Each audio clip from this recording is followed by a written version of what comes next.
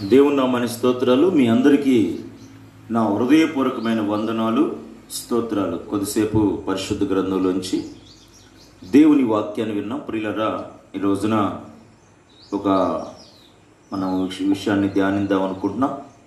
మన ఈ ఆది మానవుడైనటువంటి ఆదాము గురించి కొన్ని విషయాలు మనం నేర్చుకోవాలని, తెలుసుకోవాలని పరిశుద్ధాత్మని యొక్క ప్రేరణతో మరి మూల పురుషుడైనటువంటి శరీర సంబంధంగా ప్రతి వారికి కూడా ఆదాము తండ్రి అయి ఉన్నాడు.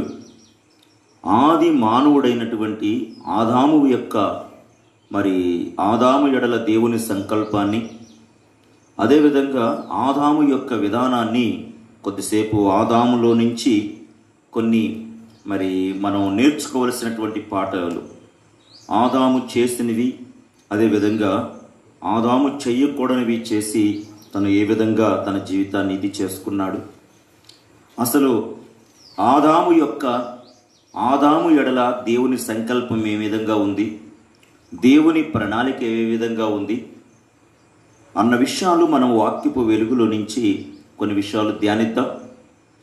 ఆదాము గురించి కొన్ని విషయాలు మనం ధ్యానిస్తుండగా ప్రార్థనాపూర్వకంగా మనము ఆ యొక్క విషయాలు ఆలకించి మరి ఆ విషయాల్లోంచి అనేక సత్యాలు నేర్చుకొని మన జీవితాన్ని ఆశీర్వాదకరంగా మలుచుకున్నాము. ప్రియులరా, మొట్టమొదటగా దేవుడికి ఒక ఆలోచన వచ్చిందండి. ఆదికాండము 1వ అధ్యాయము 26, 27 వాక్యాలు నేను చదువుతాను, మీరు గమనించండి. దేవుడు మన స్వరూపమందు మన పోలిక చొప్పున నరులను చేయుదుము, వారు సముద్రపు చేపలను, ఆకాశ పక్షులను, పశువులను, సమస్త భూమి మీద ప్రాకు ప్రతి జంతువును ఏలుదురుగా కని పలికెను. దేవుడు తన స్వరూపమందు నరుని సృజించెను, దేవుని స్వరూపమందు వారిని సృజించెను, స్త్రీనిగాను పురుషునిగాను వారిని సృజించెను. ప్రియమైన దేవుని పిల్లలారా, మరి దేవుడు ఈ సృష్టి యావత్తును కూడా కేవలం నోటి మాటతో కలగజేసిన దేవుడు, నోటి మాటతో నిర్మించిన దేవుడు. దేవునికి ఒక చక్కటి ఆలోచన, మరి దేవుని స్వరూపంతో దేవుని పోలికతో ఆదాముని చేశాడండి.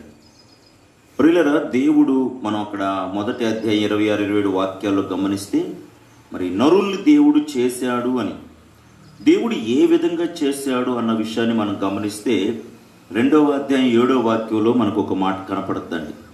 దేవుడు యెహోవా నేల మట్టితో నరుని నిర్మించి వాని నాసికా రంధ్రములలో జీవాయువును ఓదగా నరుడు జీవాత్మ ఆయను.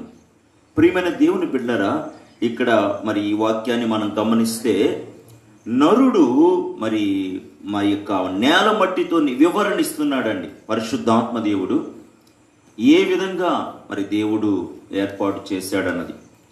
మానవుణ్ణి నేల మట్టితో దేవుడు నిర్మించాడు. ప్రియులరా, అసలు ఆదాము అనే మాటకి అర్థము ఎర్రమట్టి అని. తన పేరే చూపిస్తూ ఉంది తను ఏ విధంగా నిర్మించబడ్డాడు, తను ఏ విధంగా సృజించబడ్డాడు, తను ఎందులో నుంచి తీయబడ్డాడు అన్నది తన యొక్క పేరే దేవుడు చాలా స్పష్టంగా. కొంతమంది పేర్లు చాలా విచిత్రంగా ఉంటుంటాయి. రోజున ఆ యొక్క యాకోబు, ఏశావు కవలలండి.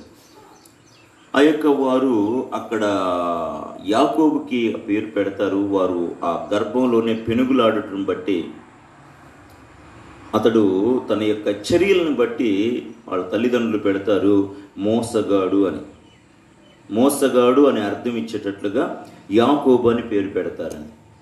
అదేవిధంగా ప్రియమైన దేవుని బిడ్డలారా, ఆదిలో దేవుడు ఆదాము అనేటటువంటి పేరుకి అర్థము ఎర్రమట్టి అని. బాబు, నిన్ను ఎర్రమట్టితో చేశాను. ప్రియమైన దేవుని బిడ్డలారా, మరి దేవుని వాక్యము సెలవిచ్చినట్లుగా దేవుడు నేల మట్టితో ఆదామును చేశాడండి.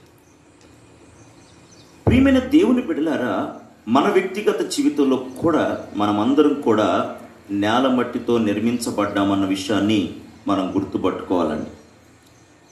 మరి దేవుడు తన స్వరూపంలో తన పోలికలో ఈ ఆదామును ఎందుకు చేశాడు అన్న విషయాలు మనం గమనిస్తే 2వ అధ్యాయం 10వ వాక్యం నుంచి కొన్ని విషయాలు నేను చదువుతాను, మీరు గమనించండి. మరియు ఆ తోటని తడుపుటకు ఏదేనులో నుండి ఒక నది బయలుదేరి అక్కడ నుండి చీలిపోయి 4 శాఖలాయను. మొదటి దాని పేరు పీషోను, అది అవీలా దేశమంతటి చుట్టూ పారుచున్నది. అక్కడ బంగారం ఉన్నది. ఆ దేశపు బంగారము శ్రేష్టమైనది. అక్కడ బోళమును గోమేధికములను దొరుకును. 2వ నది పేరు గిహోను, అది కూషు దేశమంతటి చుట్టూ పారుచున్నది. 3వ నది పేరు హిద్దికేలు, అది ఆషూరు తూర్పు వైపున పారుచున్నది. ప్రియమైన దేవుని బిడ్డలారా, 15వ వాక్యాన్ని కూడా ఒకసారి చదువుదాం. మరియు దేవుడైన యెహోవా నరును తీసుకొని ఏదేను తోటను సేద్యపరచుటకును దాన్ని కాచుటకును దానిలో ఉంచెను. ఇక్కడ ఈ వ్రాయబడినటువంటి ఈ మాటల్ని మనం గమనిస్తే, ప్రియమైన దేవుని పిల్లలారా, దేవుడు నరుని చేసిన ఉద్దేశం ఏంటంటే ఆ తోటని సేద్యపరచాలి. అదేవిధంగా ప్రియులారా, ఆ యొక్క తోటని కాయాలి. 2 విధాలైనటువంటి అనుభవాలు మనకు కనపడుతున్నాయి. ఈ రోజున ప్రియమైన దేవుని బిడ్డలారా, ఎన్నో జంతువులు, ఎన్నో పక్షులు, ఎన్నో మృగాలు జీవిస్తున్నటువంటి ఆ పరిస్థితిలో వాటన్నిటికీ కూడా ఆదాము సేద్యపరిచి తనుకి అవి కూడా నశించకుండా వాటిని సంరక్షించవలసిన బాధ్యత ఆ సేద్యాన్ని అప్పచెప్పాడండి. ఆ తర్వాత కాచుటకును, ప్రియమైన దేవుని బిడ్డలారా, ఆ ప్రాంతంలో మనం గమనిస్తే బంగారమని గోమేధికమని మనం గమనిస్తే ప్రియులారా, బంగారం దైవత్వానికి సాదృశ్యం అండి. దేవుడు తన యొక్క దైవత్వంతో తను నరుణ్ణి నిర్మించుకున్నాడు. దేవుడు తన స్వరూపాన్ని ఇచ్చాడు, తన పోలికనిచ్చాడు. ఆ దైవత్వము, ఆ మహిమ పోకుండా మానవుడు కాచుకోవలసిన బాధ్యత ఆదాముకు దేవుడిచ్చాడండి. అక్కడ బంగారం ఉన్నది. బంగారం అనగా దైవత్వమే. గోమేధకము అనగా ప్రియులరా, అదొక సువాసన వచ్చేటటువంటి కొన్ని సుగంధ ద్రవ్యాలకు సంబంధించినటువంటి. ఎప్పుడైతే ఈ మానవుడు దైవత్వాన్ని కాచుకుంటాడో, ఆదాము దేవుని యొక్క స్వభావాన్ని, దేవుని యొక్క లక్షణాల్ని, దేవుని గుణాల్ని కాపాడుకుంటాడో, అప్పుడు జరిగే విషయం ఏంటంటే తను సువాసన వెదజల్లుతాడని. తనలో నుంచి ఒక సువాసన వస్తుంది. ఈ రోజున మానవుడు తన దేవుడిచ్చిన దైవత్వాన్ని, దేవుని స్వరూపాన్ని, దేవుని పోలికని కాపాడుకోవలసిన బాధ్యత ప్రతి ఒక్కరిపైన ఉన్నదండి. ఎవరైతే ఈ దైవత్వాన్ని కాపాడుకుంటారో వారి వ్యక్తిగత జీవితాల్లో సువాసనలు వెదజల్లుతారు, పరిమళాలు వాళ్ళలో నుంచి వెదజల్లుతాయి. ప్రియమైన దేవుని బిడ్డలారా, ఆది మానవుడికి దేవుడిచ్చిన విధి ప్రకారంగా దేవుడు తనని ఎందుకు నిర్మించాడో, ఎందుకు దేవుడు తనని ఏర్పాటు చేసుకున్నాడో, ఈ సత్యాన్ని దేవుడు చాలా స్పష్టంగా చెప్పాడు. ఆదాం, ఒక విషయాన్ని నువ్వు గుర్తుపట్టుకో, నీవు నేల మట్టితో నిర్మించబడేవాడివి, నువ్వు మట్టి. అయితే నిన్ను ఎడల కృప చూపించి, నీ ఎడల దయ చూపించి నీకింత అధికారాన్ని ఇచ్చాను నేను. నీవు కాచుకో, దాన్ని కాపాడుకో. నీవు నా స్వరూపాన్ని, నా పోలికని నీకు ఇచ్చాను, దాన్ని నీవు కాపాడుకోవాల్సిన బాధ్యత నీకుంది. మానవుడు దేవుని మాటకి లోబడి, దేవుని మాటకి భయపడి, దేవుని మాటని తన హృదయంలో ఉంచుకొని, ప్రియమైన దేవుని బిడ్డలారా, దేవుని యొక్క దైవత్వాన్ని కాపాడుకున్నంత వరకు మానవుడిలో ఒక సువాసనండి. తను బ్రతుకుతున్నాడు, అనేక జీవరాశుల్ని బ్రతికిస్తున్నాడు. అక్కడ ఒక ప్రశాంతమైనటువంటి వాతావరణం ఉందండి. చాలా ఆహ్లాదకరంగా ఉందండి. ప్రియమైన దేవుని బిడ్డలారా, ఆదాము జీవితాన్ని మనం కూడా పోల్చుకుంటే మనం కూడా దేవుడు అంటాడు, ఆయన చీకటిలో నుంచి ఆశ్చర్యకరమైన ఆయన వెలుగులోనికి దేవుడు మనల్ని పిలిచాడు. కారణం ఏంటి? ఆయన గుణాతిశయాలని మనం ప్రచురపరచాలని. మన వ్యక్తిగత జీవితాల్లో కూడా దేవుడు తన స్వరూపాన్ని, తన పోలికని నాకు ఇచ్చాడు, నన్ను వెలుగులోనికి పిలిచాడు అని ఈ విషయాన్ని ఎవరైతే గుర్తుపెట్టుకొని ఈ రోజున మానవుడు అనేకం కాచుకుంటున్నాడు, కాపాడుకుంటున్నాడు. మానవుడు దేవుని ఆజ్ఞకు లోబడి తన దైవత్వాన్ని కాపాడుకుంటే, మానవుడిలో దేవుని యొక్క గుణాలు ప్రారంభమైతే, ఆ గుణాలని కాపాడుకోగలిగితే అతని జీవితం పరిమళిస్తుందండి, అతడు గుబాళిస్తాడండి. కారణం ఏంటంటే అతనిలో ఆ దేవాది దేవుడే నివసిస్తాడు, దేవుని స్పర్శని అనుభవిస్తాడు, దేవుని స్వరాన్ని వింటాడు, దేవుడు అతనితో సహవాసం చేస్తాడు. గనుక ఈ మాటలకిస్తున్న ప్రియ దేవుని బిడ్డలారా, ఆదాము జీవితంలో దేవుని సంకల్పం నెరవేరబడుతున్నంత వరకు అతడు దైవత్వాన్ని కలిగి ఉన్నాడు, సువాసన కలిగి ఉన్నాడు. తనకి ఏ విధమైనటువంటి కూడా వేదన, బాధ లేకుండా కొనసాగుతూ ఉందండి. అయితే ఒకానొక సందర్భంలో జరిగిన విషయాన్ని మనం గమనిస్తే, ఆదికాండం 3వ అధ్యాయం 17వ వాక్యాన్ని నేను చదువుతాను, గమనించండి. నీవు నీ భార్య మాట విని తినవద్దని నేను నీకు ఆజ్ఞాపించిన వృక్ష ఫలములు తింటివి గనుక. చూడండి, ఇక్కడ చూడండి, దేవుని ఆజ్ఞని అతిక్రమించాడు మానవుడు. దేవుడి మాట కంటే కూడా తనకి సహకారంగా ఉండటానికి, తనకి తోడుగా ఉండటానికి ఇచ్చినటువంటి ఆ స్త్రీ యొక్క మాట విని ఆ పండు, దేవుని ఆజ్ఞని మీరి ఆ పండు తిన్నాడు. అప్పుడు అంటాడు, నేల శపించబడి ఉన్నది, తింటివి గనుక నీ నిమిత్తము నేల శపించబడి ఉన్నది.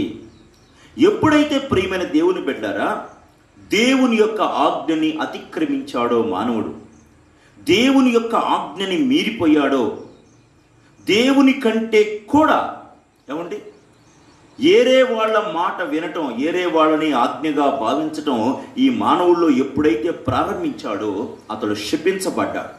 అందుకే ప్రియులారా, మన వ్యక్తిగత జీవితాల్లో దేవుని తర్వాతే మనం ఎవరి మాట అయినా వినాలండి. దేవుడు తర్వాతే భార్య అయినా, భర్త అయినా, పిల్లలైనా, తల్లిదండ్రులైనా మొట్టమొదటగా మనం దేవుని ఆజ్ఞని మేరకూడదు, దేవుని ఆజ్ఞకి మనం లోబడాలండి. చాలామంది ఈ రోజున నేను దేవుని ఆజ్ఞని అనుసరించాలనే ఉంది, దేవుని కట్టడలని నేను పాటించాలనే ఉంది, అయితే నన్ను దేవుని ఆజ్ఞల్లో నుంచి నన్ను తప్పిస్తున్నారండి. ప్రియులారా, ఆ రోజు ఆదాము కూడా తన జీవితంలో దేవుడే నరుడు ఒంటరిగా ఉండటం మంచిది కాదని, అతనికి సాటి అయిన సహాయ స్త్రీ కోసం దేవుడు అవ్వనిచ్చాడు. ఆ అవ్వ మాట విని, ఆ స్త్రీ మాట విని అతడు ఎప్పుడైతే దేవుని యొక్క మాటని మీరాడో తన జీవితంలో, ప్రియమైన దేవుని బిడ్డలారా, శాపం ప్రారంభమైంది. భయంకరమైనటువంటి శాపం. ప్రియమైన దేవుని బిడ్డలారా, ఈ రోజున అనేకులు శాపాన్ని అనుభవిస్తున్నారు, భయంకరమైనటువంటి శాపాన్ని పొందుకుంటున్నారు ఈ రోజున.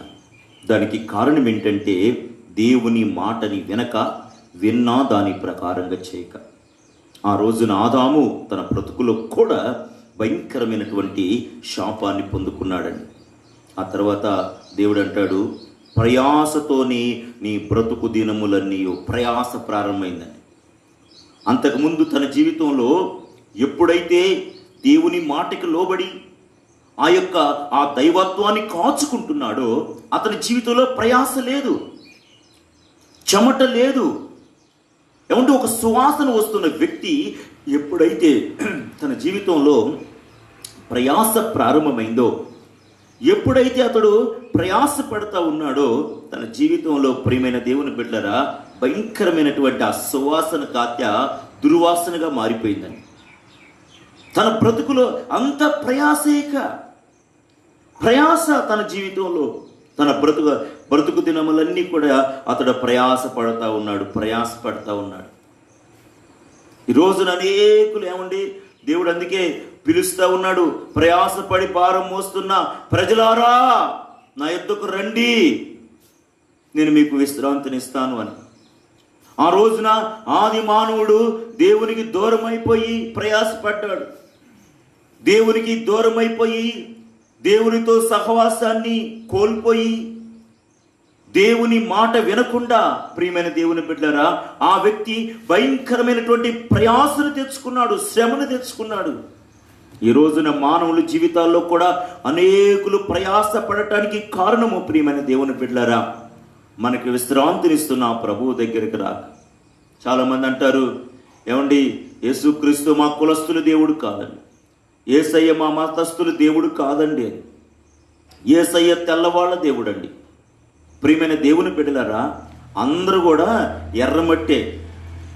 ఎప్పుడైతే మానవుడు ఆ ఏదోని వనంలో నుంచి త్రోసివేయబడ్డాడో, ప్రయాసపారమైందో, ఎండ దెబ్బ తగిలేసరికి మనిషికి ఇక వాళ్ళ రంగు మారిపోయింది, రూపు మారిపోయిందండి. ఇక ప్రజలకు విస్తరించి అనేక ప్రాంతాలు వాతావరణం కొంచెం కూల్గా ఉన్న కాడ తెల్లగా ఉంటున్నారు, ఎండ ఎక్కువ ఉన్న కాడ నల్లగా ఉంటున్నారు. మన కాడ అన్ని బ్యాలెన్స్గా ఉండబట్టి ఇటు నల్లగా కాకుండా పెంకులాగా, ఇటు తెల్లగా కాకుండా బూడిదలాగా ఒక మీడియంగా ఉన్నారు. ఈ రోజున అందరూ ఆదామనే పేరుకే ఎర్రమట్టి అని. ఈ రోజున ప్రియమైన దేవుని బిడ్డలారా అనేకుల జీవితాల్లో ప్రయాస, ఎంత ప్రయాసన పడుతున్నారు కానీ నా ప్రభు తన హృదయాన్ని తట్టి ప్రతి వారి హృదయాన్ని తడతనే ఉన్నాడు. అమ్మా నా మాట వినమ్మా, బిడ్డా నా మాట విను, నాకు లోబడు, నా చెంతకు రా, నీవు ప్రయాస లేకుండా బ్రతుకుతావు అని నా ప్రభు అంటూనే ఉన్నాడు.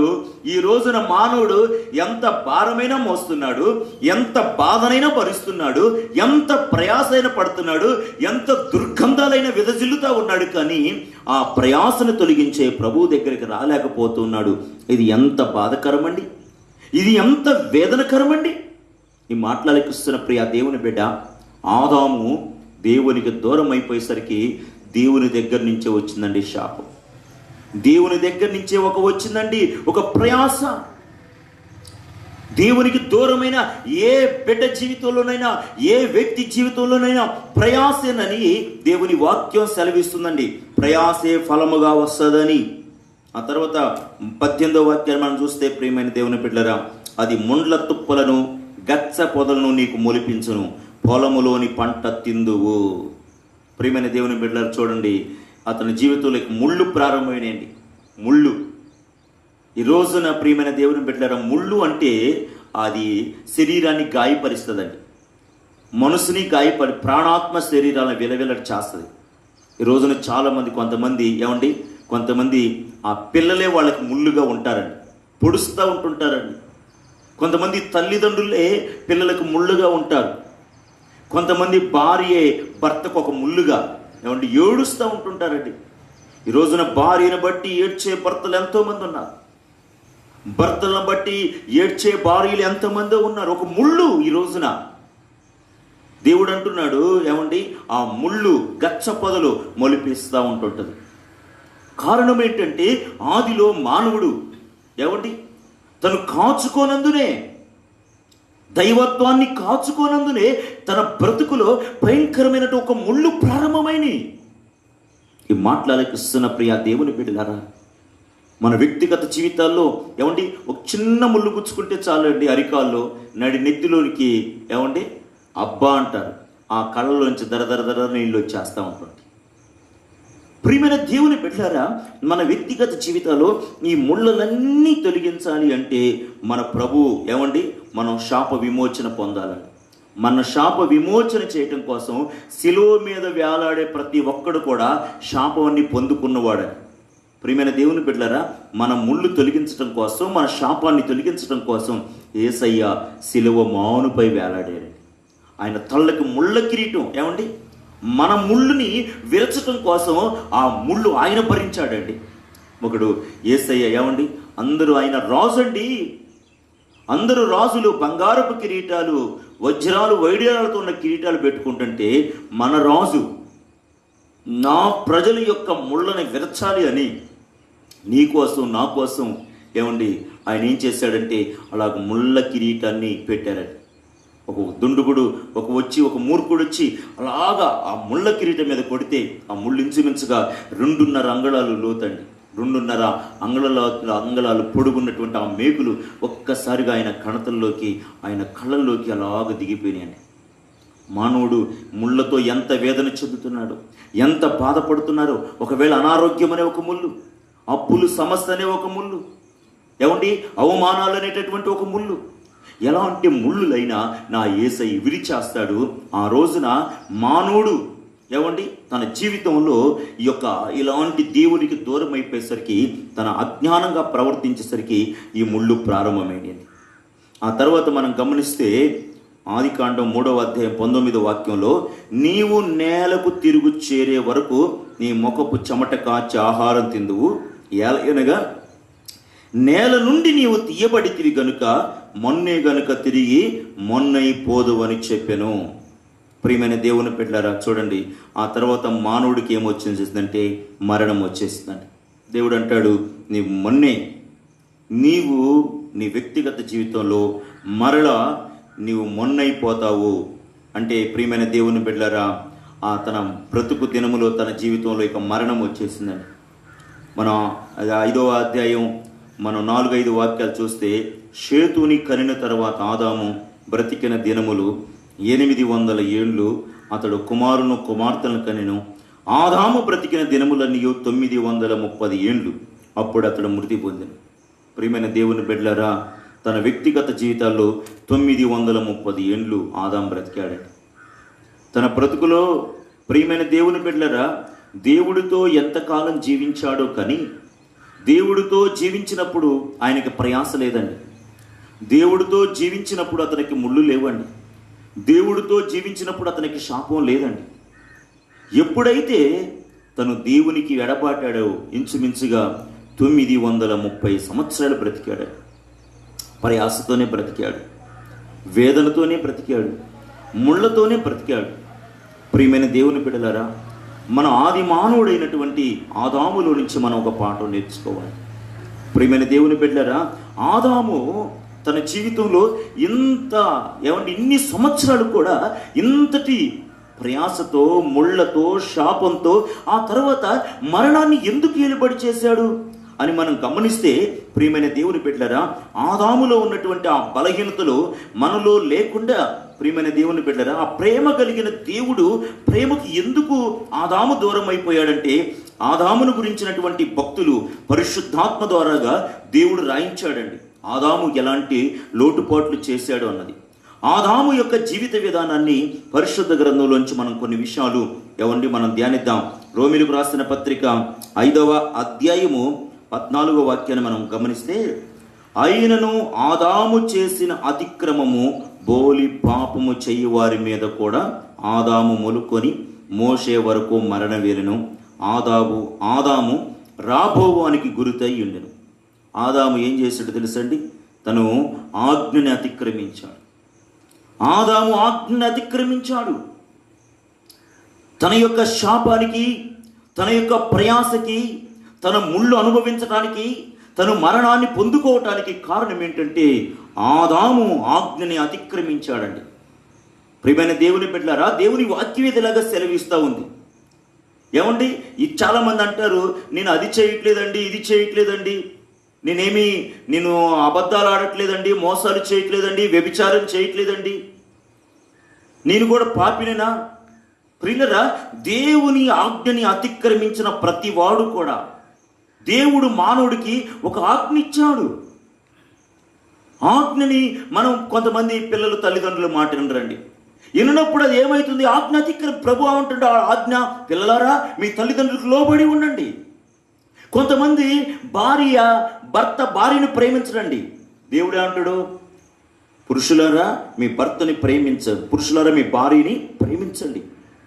ఆమె బలహీన ఘటమని ఎరిగి జ్ఞానంతో కాపురం చేసుకోండి. ఏమండి, భర్త భార్యని ప్రేమించకపోతే ఆజ్ఞని అతిక్రమిస్తూ ఉన్నాడు, దేవుని ఆజ్ఞను మీరుతున్నాడు. కొంతమంది స్త్రీలు ఉంటారండి, భర్తకు లోబడరండి, భర్తకు భయపడరండి, ఏమాత్రం కూడా ఏమండి ఆజ్ఞ అతిక్రమిస్తూ ఉన్నారు. స్త్రీ దేవుని పిల్లలారా, దేవుని బిడ్డలుగా లోబడాలి. ఆజ్ఞని అతిక్రమిస్తే భయంకరమైనటువంటి శాపము, ప్రయాస, ముళ్ళు, మరణం వస్తుందండి. ఈ రోజున చాలామంది ప్రయాసపడటానికైనా ఇష్టపడుతున్నారు, శాపాన్ని పొందుకోవటానికైనా ఇష్టపడుతున్నారు, భయంకరమైన వేదనతో బాధలతో జీవించడానికైనా, చివరికి మరణాన్ని పొందుకోవటానికైనా ఇష్టపడుతున్నారు. కానీ ఏమండి దేవుని ఆజ్ఞని ఈ రోజున అనుసరించలేకపోతున్నారండి. అయ్యో, దేవుడు నాకు ఒక ఆజ్ఞ జారీ చేశాడే, దేవుడు నాకు ఒక ఆజ్ఞ ఇచ్చాడే, ఇది దేవుడిచ్చిన ఆజ్ఞ. నా బ్రతుకులో నేను ఒక ప్రశాంతంగా జీవించాలి అంటే దేవుని ఆజ్ఞను మీరకూడదు. ప్రియులరా, ఆదాము దేవుని ఆజ్ఞను మీరాడండి. ఆదాము దేవుని ఆజ్ఞను మీరి ఆదాము తన జీవితంలో భయంకరమైన వేదనలు తెచ్చుకున్నాడు. ప్రియమైన దేవుని బిడ్డలరా, మనం దేవుని పిల్లలుగా, దేవుని బిడ్డలుగా దేవుని ఆజ్ఞను మీరొద్దండి. ఆదాములో నుంచి పాఠాలు మనం తెలుసుకున్నాం. ఆది మానవుడైనటువంటి ఆదాము ఆజ్ఞను మీరి ఏమి సంపాదించాడు, ఆజ్ఞను మీరి అతను ఏమి పొందుకున్నాడు, ఆజ్ఞను మీరి ఏమి ఫలాన్ని పొందుకున్నాడు. మనం ఎంత మంచివారిం కావచ్చు, ఆజ్ఞలే, దేవుడిచ్చిన ఆజ్ఞలే మనకి మార్గదర్శకం కావాలి. దేవుడు నాకు ఏమి ఆజ్ఞాపిస్తున్నాడు, ఉదయకాలం లేవములోనే దేవుని ఆజ్ఞ కోసం మనం ఎదురు చూడాలండి. ప్రభువా, ఈరోజు నన్ను ఏ విధంగా నడిపించబడమంటావు, ఈరోజు నాకు నీ కృప కావాలి నాయనా, నీ ఆజ్ఞలన్నీ నేను అనుసరించాలి ప్రభువా. ప్రియమైన దేవుని బిడ్డలారా, దేవుని ఆజ్ఞను అతిక్రమించడం ప్రభు అంటాడు, ఆజ్ఞను అతిక్రమిస్తే అక్రమము చేయవర్ల నా ఇద్దరి నుంచి మీరు వెళ్ళండి. ఆయన ఆజ్ఞ అతిక్రమం మాలా పాపం అండి, ఆయన ఒప్పుకోడు. గనుక కొంతమంది చాలా సులువుగా సాతాండి ఈ రోజున చిక్కులు పెట్టేస్తూ ఉండండి. గనుక ఈ మాటలకిస్తున్న దైవ జనాంగమా, ప్రియమైన దేవుని పిల్లలారా, మన వ్యక్తిగత జీవితంలో ఆజ్ఞని అతిక్రమించొద్దండి. మనమే పరిశీలన చేసుకున్నాము. నేనేమన్నా ఆజ్ఞని అతిక్రమిస్తున్నానా, ఆజ్ఞని నేను మించిపోతున్నానా? గనుక నేను ఆజ్ఞని మీరకూడదు, నేను దేవుని ఆజ్ఞలను అనుసరించాలి. ఆదాము తన వ్యక్తిగత జీవితంలో ఆజ్ఞని మీరాడండి, దేవుని యొక్క ఆజ్ఞలు మీరిపోయాడండి. గనుకనే తన బ్రతుకులో ఒక గొప్ప భయంకరమైనటువంటి శాపము మరణం దాకా వెలుబడి చేసింది. మరొక వాక్యాన్ని కూడా మనం ధ్యానిద్దాం. భక్తుడైనటువంటి యోబు గ్రంథంలో నుంచి, ప్రియమైన దేవుని బిడ్డలారా, యోబు గ్రంథం 31వ అధ్యాయం 31వ అధ్యాయం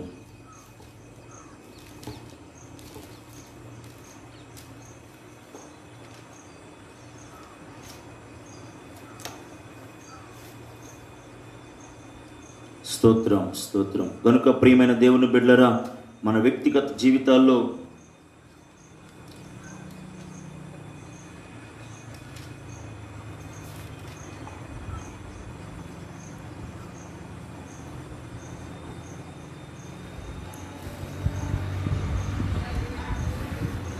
హల్లెలూయా, స్తోత్రం.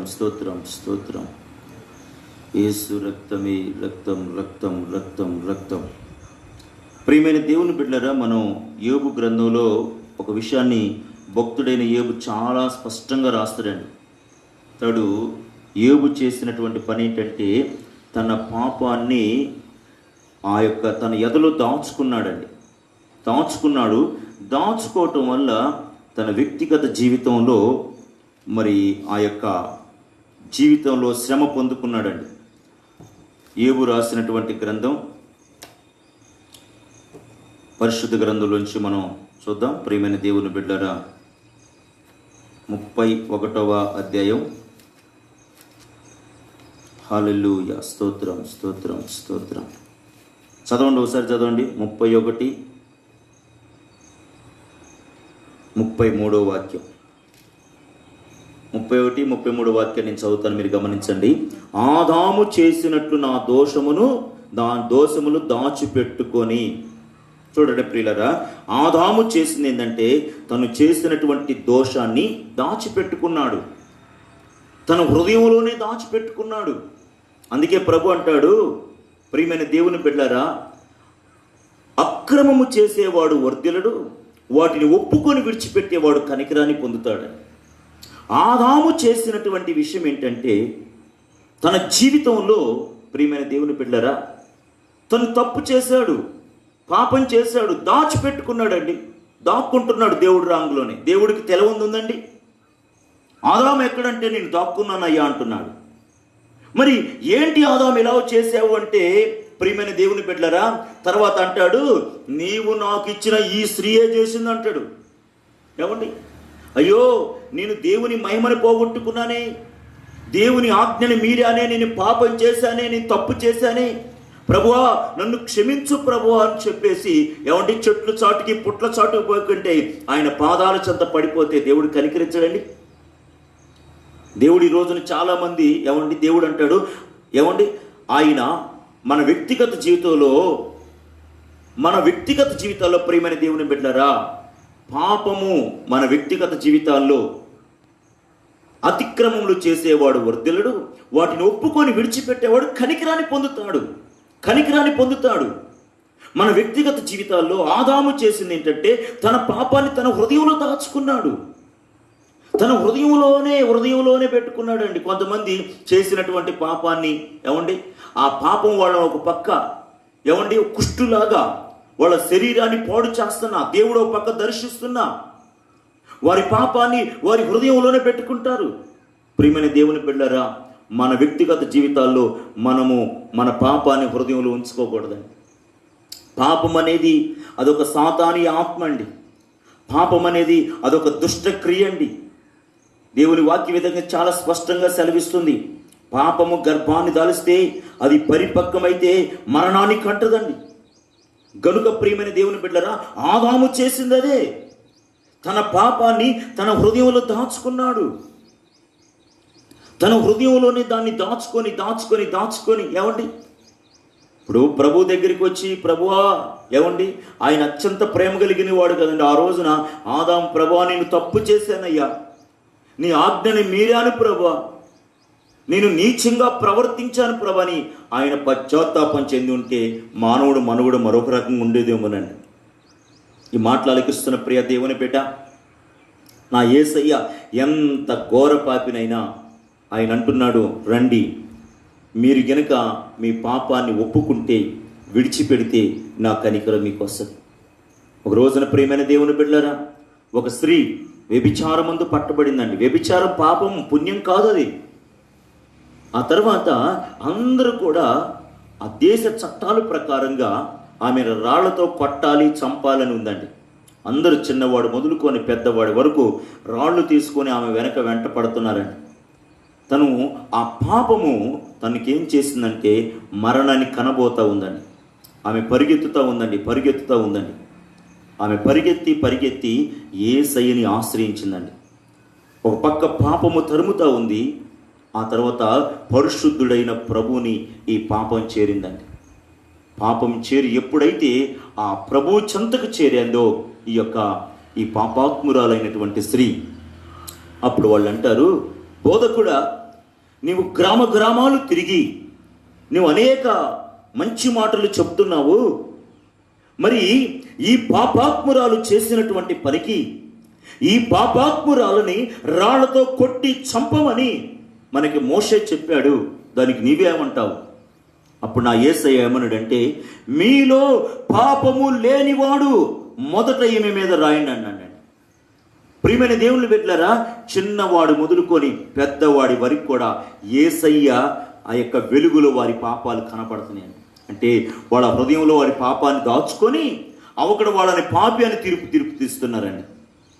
ప్రతివాడు పాపం తన హృదయంలో దాచుకొని ఈ రోజున ఏమండి దొంగ అన్నట్టుగా పాపి అంటున్నాడండి. తన పాపాన్ని హృదయంలో దాచుకున్నాడు ఆదాములాగా. వీళ్ళు దాచుకొని ఆమెని రాళ్లతో కొట్టడానికి పరిగెడుతున్నారండి. అప్పుడు యేసయ్య వెలుగులో ఆయన పాపాలన్నీ కనపడుతున్నాయండి. ఎవడు కూడా రాయేయలేకపోయిందండి. అప్పుడు యేసయ్య అందరూ పాపి అంటుంటే, పాపాత్ములే పాపి అంటుంటే, పరిశుద్ధుడైన ప్రభు అంటున్నాడు ఆమెని, అమ్మా నిన్ను ఎవరూ శిక్షించలేదా? లేదు ప్రభువా, నేను కూడా నిన్ను శిక్షించనమ్మా, ఇక పాపము చేయవా. నీవు నన్ను ఆశ్రయించావమ్మా, నా చెంతకు వచ్చావు, నీ పాపాన్ని విడిచిపెట్టు, ఇక నీకు పాపంతో నీకు ఏమండి ఇక సహవాసం ఉంచమాకు. చూడండి, ఒక పాపి అని సమాజం చేత మరణానికి పాత్రురాలుగా ఉన్నటువంటి ఆ వ్యక్తి తన పాపాన్ని యేసయ్య కాడ వదిలి, యేసయ్య కాడ తన పాపాన్ని విడిచిపెట్టి దాచుకోకుండా ఆమె పరిశుద్ధురాలై ఒక నూతనమైన జీవితాన్ని పొందుకొని వెళ్ళింది. యేసయ్య రహస్య కాంతిలో వారి పాపాలు కనపడుతున్నా కూడా, అయ్యో మనము కూడా పాపులమే, మన యొక్క పాపాన్ని తొలగించగలిగిన వాడు ఈ ప్రభు అని ఆయన చెంతకు రాలేకపోయింది నాటి సమూహం. కనుకనే భయంకరమైనటువంటి ఆ కుటుంబాలు విచ్ఛిన్నమైపోయి, ఆ రాజ్యము పతనమైపోయి, చెట్టుకొకరు పిట్టకొకరు ఏమండి అలాగైపోయి వారు ప్రపంచమంతా చెదిరిపోవాల్సి వచ్చిందండి. వారి పాపమే వాళ్ళని చెదరగొట్టిందండి. ఈ మాటలాలకిస్తున్న ప్రియ దేవుని బిడ్డ, ఈ రోజున అనేక కుటుంబాలు విచ్ఛిన్నమైపోతున్నాయండి, అనేక కుటుంబాలు పతనమైపోతున్నాయండి. కారణం ఏంటంటే ఆదాము చేసినట్లుగా వారి పాపాలు వాళ్ళ హృదయాల్లోనే దాచుకుంటున్నారండి. ఈ మాటలాలకిస్తున్న ప్రియ దైవ జనాంగమా, మన వ్యక్తిగత జీవితాల్లో పాపాన్ని దాచుకోరాదండి. ఒకవేళ ఏమండి నువ్వు పాపం చేస్తున్నప్పుడు మనుషులు చూడకపోవచ్చు, ఒకవేళ మనుషులు కనపడకపోవచ్చు, కానీ దేవుడు చూస్తూనే ఉన్నాడండి. దేవునికి మరుగైంది ఏదీ లేదండి. గనుక ప్రియమైన దేవుని బిడ్డలారా, ఏదైనా సరే దేవుని వాక్యం ఉంది, ఎవడి పాపం వాడినే పట్టిస్తుంది. ఈ విషయం ఏంటంటే, పాపం మనకు ప్రయాసకు కారణమైంది, పాపం మన జీవితానికి శ్రమకి కారణమైంది, పాపం మనం పతనం కావటానికి కారణమైంది, పాపము మనం దైవ గుణాలు పోగొట్టుకోవటానికి కారణమైంది. ఆ పాపమే ఒక రోజున మనం మరణించటానికి కారణమైందండి. కనుక ఆదాము తన పాపాన్ని దాచుకున్నాడండి.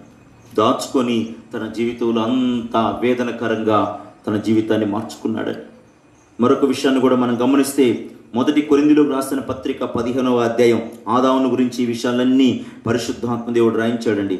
22వ వాక్యాన్ని చదువుతాను, మీరు గమనించండి. అందరూ ఎలాగో మృతి పొందుతున్నారో అలాగనే క్రీస్తునందు అందరూ బ్రతికింపబడదు. ప్రియమైన దేవుని బిడ్డలారా, ఆదామునందు అనగా ఎవరు ఆజ్ఞని అతిక్రమిస్తూ వాళ్ళ పాపాలు దాచుకుంటూ ఏమండి వీళ్ళు జీవించేటటువంటి వాళ్ళు, వీళ్ళు అందరూ ఆదామునందు ఉన్నటువంటి వాళ్ళే. ఆజ్ఞని అతిక్రమించే ప్రతి ఒక్కరూ, అదేవిధంగా ప్రియమైన దేవుని బిడ్డలారా, ఎవరైతే వారి పాపాలు దాచుకుంటారో వీరందరూ కూడా ఆదాము సంతతై ఉన్నారు, ఆదాము వలె వాళ్ళు జీవిస్తున్నారు. వీళ్ళకి వచ్చే ఫలం ఏంటంటే ఒక రోజున మరణం వస్తుందండి. ఆదాము కూడా 930 సంవత్సరాలు బ్రతికిండండి, మరణాన్ని తప్పించుకోలేకపోయాడండి. ప్రియమైన దేవుని బిడ్డలారా, ఆ మరణము ఈ రోజున మన వ్యక్తిగత జీవితాలు ఎక్కడికి తీసుకువెళ్ళిద్దంటే పాతాళ లోకానికి తీసుకొని వెళ్ళిద్దండి, భయంకరమైన నరక వేదనలోకి తీసుకొని వెళ్ళిద్దండి. ఆదాములో ఉన్నటువంటి ప్రతి ఒక్కళ్ళు, ఆదామునందు అందరూ కూడా మృతి చెందుతున్నారు. ప్రియమైన దేవుని బిడ్డలారా, దేవుని వాక్యం సెలవిస్తూ ఉంది, క్రీస్తునందు అందరూ బ్రతికించబడుతున్నారండి, క్రీస్తులో బ్రతికించబడుతున్నారు. గనుక ఈ మాట్లాడకిస్తున్న ప్రియ దేవుని బిడ్డలారా, మనం జీవాన్ని కోరుకున్న వాళ్ళమైతే, మనం బ్రతకాలని ఆశపడితే, మనం రావాల్సింది క్రీస్తులోనికి రావాలి, క్రీస్తు చెంతకి మనం రావాలి. ప్రభువు మనల్ని పిలుస్తూ ఉన్నాడు. మన పాపాన్ని మనం దాచుకొని క్రీస్తు చెంత మనం బ్రతకలేము. మనము ఆజ్ఞని అతిక్రమిస్తూ మనం క్రీస్తు బిడ్డలుగా ఈ సమాజంలో చలామణి కాలేము. మనము ఒకటి మాత్రం గుర్తుపెట్టుకోండి నాయన, ప్రియమైన దేవుని పిల్లలారా, ఆదామునందు ఉన్న ప్రతి ఒక్కడు కూడా తన జీవితంలో శాపాన్ని పొందుకుంటున్నాడు.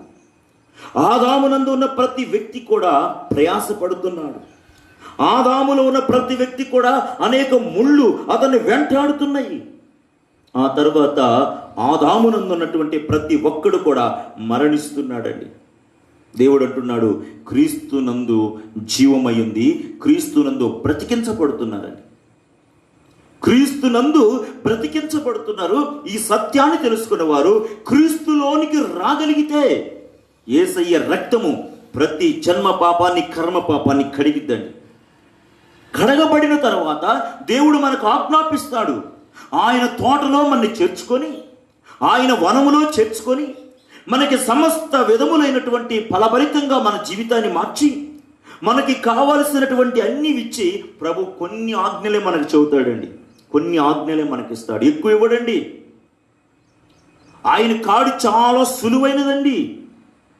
ఆ కాడిని మనం మనస్పూర్వకంగా ఎత్తుకొని, అయ్యో నా పాపాన్ని పరిహరించి నా మరణాన్ని తొలగించిన నా ప్రభు చెంతకు వచ్చాను, నా ప్రభు ఆజ్ఞలు చాలా తేలికైనవి కదా, ఇవి భారమైనవి కాదు కదా, నా ప్రభు ఈ ఆజ్ఞలు ఏంటండి, ఏమండి నా ప్రభు ఆజ్ఞలేంటి, నిన్ను వలె నీ పొరుగు వాడిని ప్రేమించంటాడు. నా ప్రభు ఆజ్ఞలేంటి, ఇతరులకు దొంగిలించబాగు అంటాడు. నా ప్రభు ఆజ్ఞలేంటి, పిల్లలారా మీరు దీర్ఘాయుష్మంతులు ఉన్నట్లు మీ తల్లిదండ్రుల్ని సన్మానించండి, మీ తల్లిదండ్రుల్ని ప్రేమించండి. ఇవే కదండి. మీ కుటుంబం శాంతిగా, మీ కుటుంబం సంతోషంగా, మీ కుటుంబం సమాధానంగా, మీ కుటుంబం ఆశీర్వాదకరంగా ఉండాలంటే మీ పరిధిలో మీరు ఉండండి, మీ కుటుంబాలు మీరు కట్టుకోండి. ప్రభు ఇదే చెప్తాడండి, ఎంతకంటే ఎక్కువ ఏమి చెప్పడండి.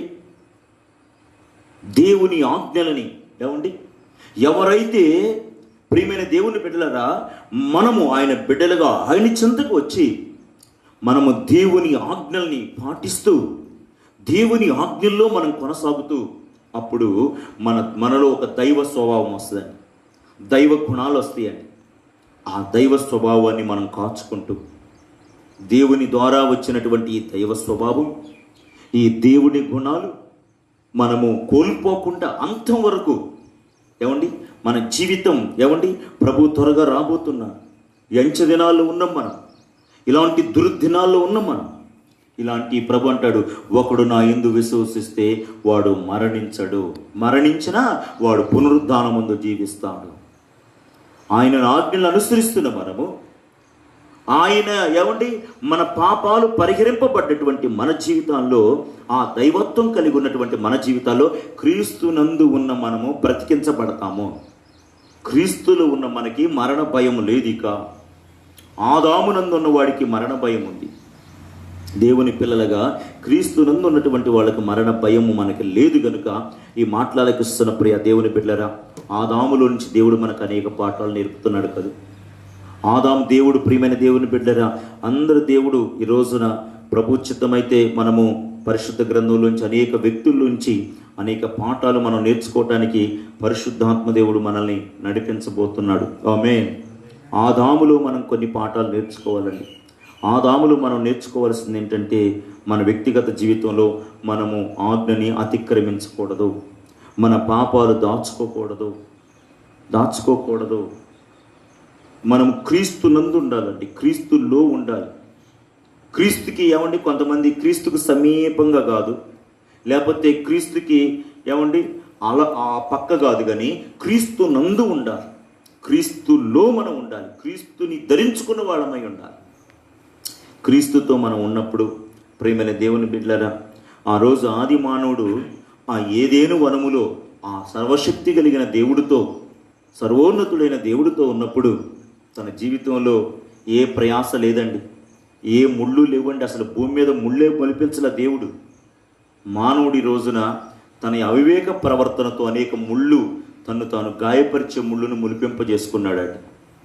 గనుక ప్రియమైన దేవుని బిడ్డలారా, ఆ ముళ్ళ పొదల గచ్చ పొదల్ని ప్రభు తొలగించి మన జీవితాన్ని ఒక ప్రశాంతంగా, మన జీవితాన్ని కంపు కొడుతున్న మన జీవితాన్ని సువాసనగా మారుస్తాడు.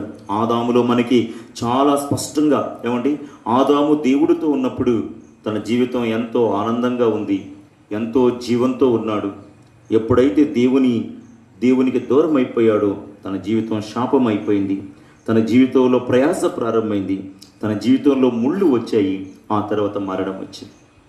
గనుక ప్రియమైన దేవుని బిడ్డలారా, మన జీవితాల్లో ప్రయాస లేకుండా, శాపము లేకుండా, మన జీవితంలో మరణం లేకుండా, మన జీవితాలు సువాసనగా జీవిస్తూ మనం ఉండాలంటే క్రీస్తునందు బ్రతకాలి. తీర్మానం చేసుకోండి. మీ కొరకు నేను ప్రార్థన చేయాలనుకుంటున్నాను. ప్రార్థన చేస్తాను. ప్రియమైన దేవుని బిడ్డలారా, ప్రేమ కలిగిన నాయన, పరిశుద్ధుడా, ఆది మానవుడైనటువంటి నాయన, ఆదాములో నుంచి నాయన మీరు అనేక విషయాలు మాకు నేర్పారు ప్రభా. అవును ప్రభా, ఆదాము తన యొక్క నాయన ప్రభా అయ్యా మీ యొక్క సంకల్పాన్ని అనుసరించినంత వరకు తన బ్రతుకులోనైనా ప్రయాస లేకుండా, ముళ్ళు లేకుండా నాయన, భయము లేకుండా, బాధ లేకుండా జీవించాడయ్యా. ఎప్పుడైతే ఆజ్ఞని అతిక్రమించాడు, ఎప్పుడైతే తన పాపాన్ని దాచుకున్నాడో తన జీవితంలో మరణం వచ్చింది నాయన ప్రభా. తన జీవితంలో కన్నీళ్ళు, వేదన, సమస్యలు వచ్చాయ్యా, శాపం వచ్చిందయ్యా, ప్రయాస వచ్చిందయ్యా. నా తండ్రి, నా ప్రభా, ఆదాము ద్వారాగా మాకు అనేక పాఠాలు మీరు నేర్పారు నైనా ప్రభా. ఈ మాటలు ఆలకిస్తున్న ప్రతి ఒక్కరి జీవితాల్లో నైనా ప్రభా అయ్యా మీరు ఒక గొప్ప కార్యం చేయండి నైనా ప్రభా. యేసుదేవా, మీ బిడ్డలుగా మారినైనా, మీ అందు జీవిస్తూనైనా ప్రభా, మీ ఆజ్ఞని అనుసరిస్తూనైనా ప్రభా. నా తండ్రి, నా ప్రభా, ఏ పాపాన్ని వాళ్ళ హృదయాలు దాచుకోకుండానైనా అయ్యా నాయన, శిలువ మానుపై మా పాపమంతా భరించినైనా మీరు రక్తాన్ని చిందించారయ్యా. వారి పాపాన్ని పరిహరించుకొని నైనా నీ బిడ్డలుగా మారి నీకు సాక్షులుగా నైనా ప్రభా జీవంతో బ్రతకటానికి, మీ మహిమలో ప్రవేశించడానికి సహాయం ఇచ్చేయమని, కృప చూపించమని, మీరేమి కార్యాలు జరిగించుకోమని సహాయం ఇచ్చేయమని యేసు నామములో ప్రార్థన చేసి అడిగి వేడుకుంటున్నాము తండ్రి. ఆమేన్.